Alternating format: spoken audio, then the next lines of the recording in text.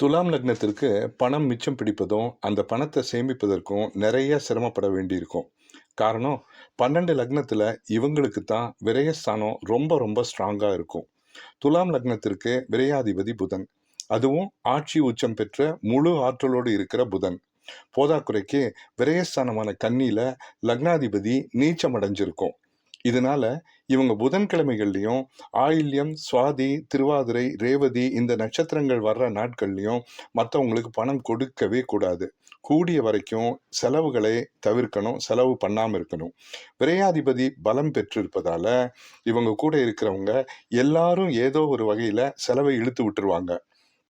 பணம் விரயமாகிறத தடுக்கிறதுக்கும் பணத்தை சேமிக்கிறதுக்கும் இவங்க 2 பரிகாரங்களை செய்யணும்.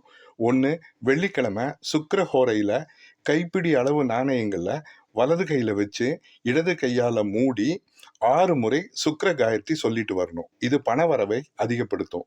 அடுத்து புதன்கிழமை புதன் ஹோரைகளில் ஒரு கண்ணாடி பதிச்ச மரப்பெட்டியில் முடிஞ்ச அளவு பணத்தை போட்டு வைக்கணும்.